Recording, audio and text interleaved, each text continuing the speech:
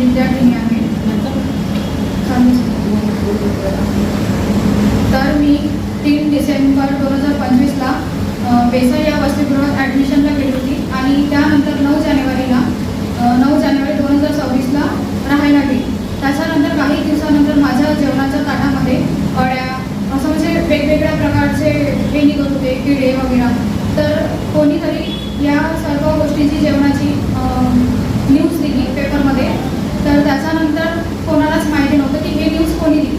त्यानंतर कल्पना पाटील मॅमनी असा शोध घेतला की कोणी हे काम केलं असेल, पण त्यांना काही माहिती नाही पडले। पण त्यानंतर आम्ही जेव्हा कूलरसाठी मागणी केली की मॅम आम्हाला खूप गरम होत आहे, 15 दिवसानंतर आमचे पेपर आहे, त्यांनी डायरेक्ट म्हटले की कूलर भेटणार नाही, हे आपल्या रूममध्ये पण नाही आहे। आणि आम्ही त्यांना म्हटले की मॅम आम्ही राहूच शकत नाही। तर त्या म्हणणार आहे की तुम्ही VIP घरांमधून आले आहे का, असं त्यांनी आम्हाला विचारलं। अगर तुम्हाला राहायचं असेल तर राहा, खूप गरम होत असेल तर तुम्ही घरी जाऊ शकता। तर अशी त्यांची म्हणजे बोलण्याचे वाक्य होते। आणि केव्हाही पण ते आमच्यासोबत उद्धटपणेच बोलतात। असंही नाही की आमच्यासोबत बोलतात विद्यार्थ्यांसोबत, ते आमच्या पॅरेंट्स लोकांसोबत सुद्धा बोलतात। आता हे जेव्हा कूलरचा मॅटर झाला आम्ही माननीय मुख्यमंत्री सरांकडे गेलो की सर आम्हाला कूलरची खूप जास्त आवश्यकता आहे, कारण आपल्या नागपूर विदर्भामध्ये खूप जास्त उष्णता वाढत आहे। तर त्यांनी तातडीने 600 कूलर देण्याचा निर्णय घेतला आणि ते आमच्या वसतिगृहाला 5-6 दिवसामध्ये लावण्यातसुद्धा आले। तर 4 कूलर आमच्या वसतिगृहाला लावण्यात आले। आमच्या पेपरमध्ये न्यूजसुद्धा आली, त्यांच्यासोबत आमचा फोटोसुद्धा होता। तर त्यांना असं वाटलं की ही मुलगी जास्त कोऑर्डिनेट करत आहे या सर्व गोष्टींमध्ये। तर त्यांनी मला एकटीला टार्गेट केलं, कारण त्या लेटरमध्ये अर्जदार तुम्हाला मी दिलं पण आहे, तर तिथे माझं नाव आहे की आकांक्षा प्रकाश उके अर्जदार म्हणून। तर त्यांनी फक्त मलाच टार्गेट केलं। तर आमचं म्हणणं एवढंच होतं, मॅम जे आम्ही काम केलं आहे, जे लेटर आम्ही दिलं आहे तेच तुम्ही लिहायला पाहिजे नव्हतं आणि समाज कल्याणला द्यायला पाहिजे नव्हतं, तुम्ही हे का बरं केलं नाही। तर त्यांनी एकदा मला पर्सनली पण बोलावले। पहिला मीटिंग घेतली, मी प्रेझेंट नव्हती, तर मी त्यांना सांगायला गेले की मी आकांक्षा प्रकाश उके आहे। तर त्यांनी डायरेक्ट म्हटलं की तू जे काम करत आहे ते बरोबर आहे का। मी म्हटलं मॅम तुम्ही स्वतः सपोर्ट करत नाही आहे, तर मग आम्ही काय करायला पाहिजे। तर त्यांनी डायरेक्ट उत्तर दिले उद्धटपणे देही की तू BJPकडे गेली आहे, हे शोधते का तुला, तू आता म्हणजे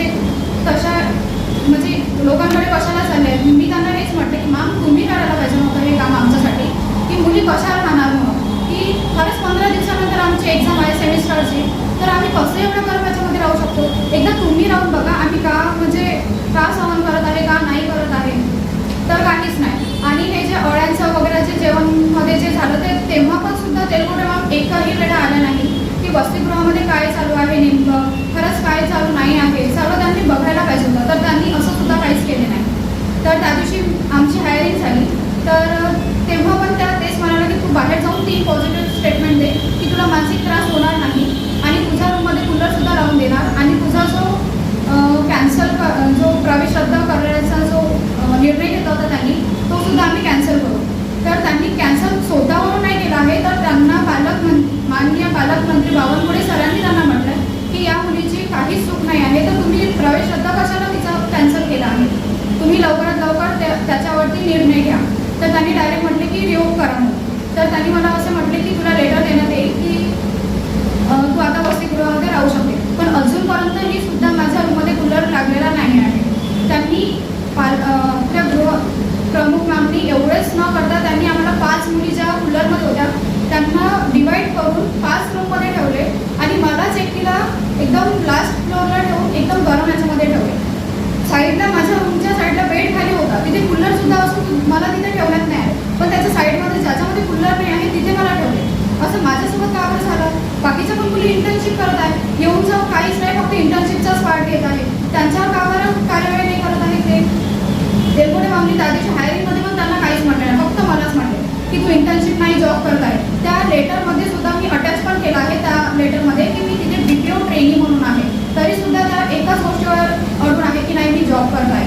स्टायफंड लिस्ट, माझं लेटर कॉलेजचं, त्याच्यानंतर माझं जे काही ऑफर लेटर होतं ते सुद्धा मी दिलेलं आहे, तरी पण त्या जॉब करत आहे याची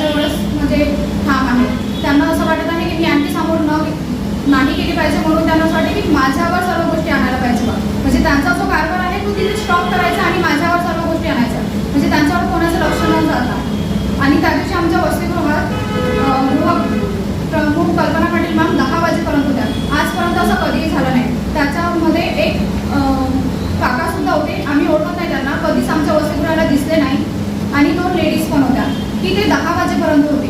कशासाठी आले काय आले आम्हाला याचं काहीच माहिती नाही. पण हे झाल्यानंतरच का बरं येत आहे आणि मलाच का बरं टार्गेट करण्यात आलं. माझं लेटर 14 मेला बनवण्यात आले, यांनी ड्राफ्ट केलं 14 मेला, तर यांनी मला 14, 15, 16 या दिवसाला द्यायला पाहिजे नव्हतं.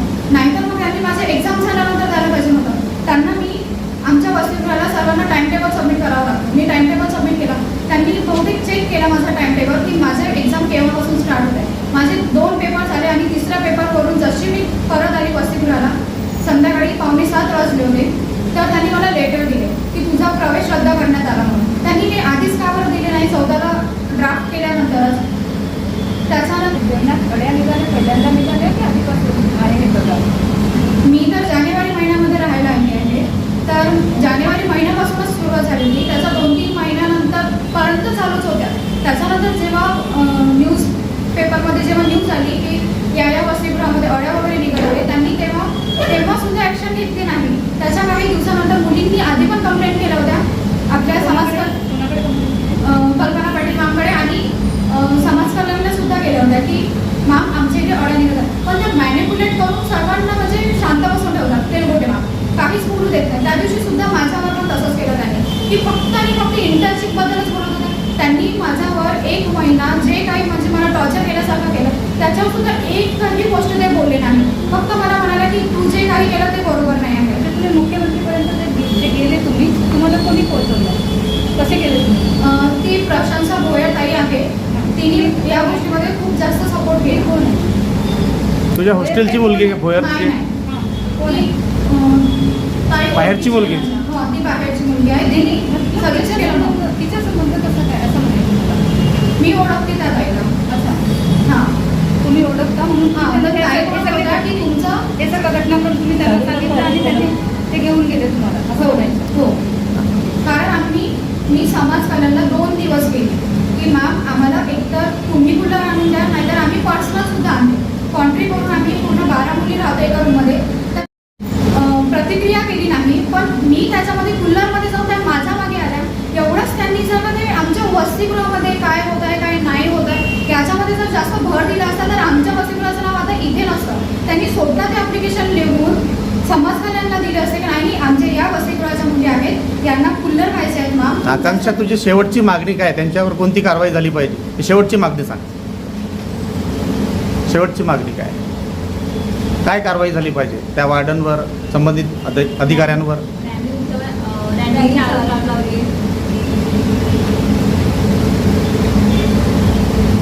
त्यांच्यावर ॲक्शन तर झालीच पाहिजे की त्या काय करतात, वसतिगृहातील मुलींसोबत कशा राहतात, कशा वागतात, त्यांच्या पॅरेंट्स लोकांसोबत कसे बोलतात आणि असं एकदम पर्सनली जाऊन कोणाला टार्गेट नाही करायचं. हे सर्व त्यांनी म्हणजे समजून घ्यायला पाहिजे की आम्ही पण त्यांना म्हणजे खूप मोठे आहेत ना त्यांच्यापेक्षा, आम्ही पण त्यांना म्हणजे आमच्या आईसारखंच मानतो. तर म्हणून सुद्धा आम्ही त्यांना सांगतो ना की मॅम आम्हाला ही गरज आहे की कूलर नाही आहे किंवा पाणी व्यवस्थित नाही आहे. पाण्याची सुद्धा कंप्लेंट केली की मॅम आम्हाला थंड पाणी नाही मिळत आहे, जेवणमध्ये अळ्या निघत आहे. या सर्व गोष्टी सांगून जर का आमच्या समस्या म्हणजे नाही होत आहे दुरुस्त, तर मग आम्ही कोणाकडे जायला पाहिजे? आणि आम्ही तेलगोटे मॅमकडे गेलं तर आम्हाला त्या मॅनिप्युलेट करतात आहे की म्हणजे आमच्याकडे बोलायला आन्सरच राहत नाही की आम्ही काय बोलायला पाहिजे याच्यावरती. आणि आमचे जे क्वेश्चन आहेत ते तर ऐकतच नाही. त्या दिवशी मला सुद्धा बोला फक्त माझ्याचबद्दल म्हणजे गोष्टी केल्या की इंटर्नशिप नाही तू जॉबच करत आहे. पण त्यांना एकही सुद्धा विचारलं नाही की तुम्ही तिच्याशी कशी बोलले, तुम्ही तिच्या पॅरेंट्ससोबत कसे बोलले. मला थोडं लेट होते यायला क्लासमुळे, तर माझी मम्मी आणि ती परमिशन काढायला, तर त्यांना सुद्धा डायरेक्ट त्यांनी म्हटलं की मी परमिशन देत नाही तुला. हे का बरं त्याच्यानंतरच आलं, त्याच्या आधी यायला पाहिजे नव्हतं. 9 वाजता येणाऱ्या मुलींना काहीच म्हणत नाही, फक्त मला एकटीलाच का बरं टार्गेट करतायत मग? मी असा हो, आणि मी असा स्टेप घेतला आहे की 5 तारखेला माझी एक्झाम होणार आहे, तर मी वसतिगृह सोडण्याचा निर्णय घेतला आहे की मी आता तिथे कंटिन्यू करू शकत नाही. मी या सर्व प्रॉब्लेम फेस करू शकत नाही. कारण गेल्या 1 महिन्यापासून मी त्यांचे सर्व बोलणे, 10 वेळा मीटिंग घेणे आणि फक्त माझंच नाव घेणे त्या मीटिंगमध्ये, म्हणजे या सर्व गोष्टींमुळे ना माझा म्हणजे खरंच म्हणजे पेपरवरती इम्पॅक्ट पडलेला आहे. कधीच असं झालं नाही की मी म्हणजे असे झाली असेल मेंटली हॅरॅसमेंट होतं. हां, आणि माझी आई सुद्धा त्या दिवशी आली आणि रडली सुद्धा की माझ्या पप्पाची अजूनही तब्येत नाही आहे. तर म्हणजे आम्ही काय करायला पाहिजे या गोष्टींवर?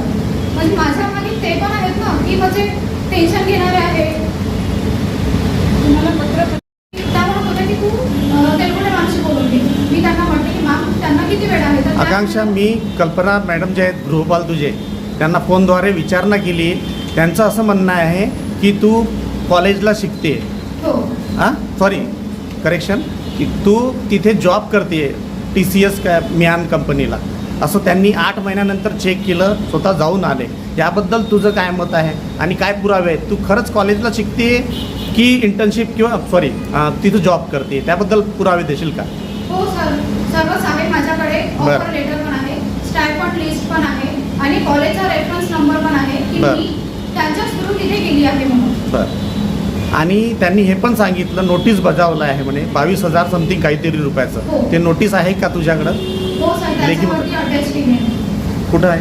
22,000 कशासाठी नोटीस दिलं त्यांनी? की मी कुठं आहे? इथे इथं नाही आहे जॉब करत ना? म्हणून. इथे नाही आहे. बरं तिथे आहे. ओके. तर जॉब करत आहे तर म्हणजे काय 22,000? तिथे त्याच्यामध्ये लिहून आहे BPO ट्रेनी आहे म्हणून. ट्रेनिंगचा मिनिंग होते की ही खरंच इंटर्नशिप करत आहे. अगर तिथे एम्प्लॉयमेंट राहतो, जेव्हा आपण जॉब करतो ना तिथे एम्प्लॉयमेंट मेन्शन राहते, ट्रेनी नाही राहत. आय कार्ड मिळालं असेल तुला? हो, आय कार्ड पण आहे. आय आहे, आणलंय का आता? नाही, आता नाही आणलं. आय कार्डवर काय दिलेलं आहे? इंटर्नशिप आहे? नाही, इंटर्नशिप नाही, फक्त माझं नेम आणि तिथे नंबर आहे जो त्याच्यामध्ये पण मेन्शन केला आहे त्यांनी.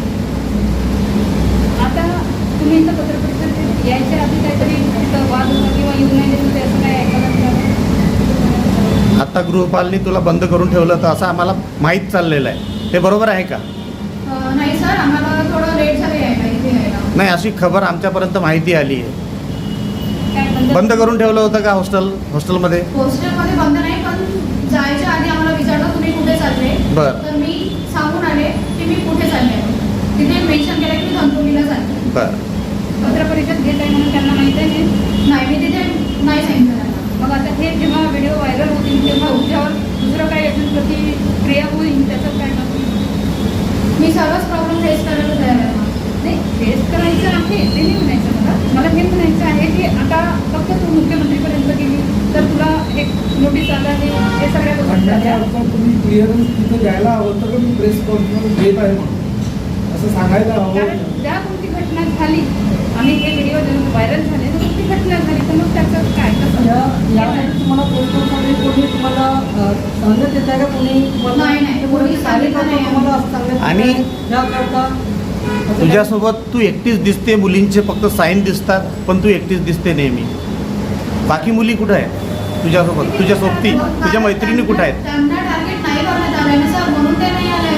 मला एकटीला पर्सनली टार्गेट करण्यात आलं. माझ्या कॉलेजला जाऊन सांगण्यात आले की ही मुलगी इथे इथे जात आहे. त्यांनी मला पर्सनली पण सुद्धा म्हटलं आहे की तू अशी करत आहे तशी करत आहे म्हणून तुला का गरज होती तिथे जायची. मग आम्ही का कोणतीही प्रॉब्लेम सहन करणार आहे का सर? पण की मुख्यमंत्रीसोबत फोटो आहे त्याच्यात तर खूप साऱ्या मुली आहेत. 5 मुली आहेत. 5 मुली आहेत. बाकीच्या 4 मुली कुठे गेल्या? लेटर नाही देण्यात आले, मलाच एकटीला देण्यात आले. त्या 15 दिवस अब्सेंट राहून फक्त आणि फक्त माझ्याच मागे होत्या की मी कुठे जाते, का करते, या सर्व गोष्टींमागे होत्या. हेच जर 15 दिवस त्यांनी स्वतः हॉस्टेलमध्ये काय कमी आहे, आपल्या हॉस्टेलला नळ आहे की नाही, अजून सुद्धा मी जेव्हा 9 जानेवारीला गेली तिथे राहायला, त्याच्यानंतर तिथे डोअर सुद्धा लागत नव्हते, वॉशरूमचे नळ सुद्धा चालू नव्हते होत. आता सेन्सर लावण्यात आले फिल्टरला आमच्या तिथे. आता लायब्ररीमध्ये चेअर नवीन घेऊन आले. याच्या आधी का बरं नाही केलं यांनी?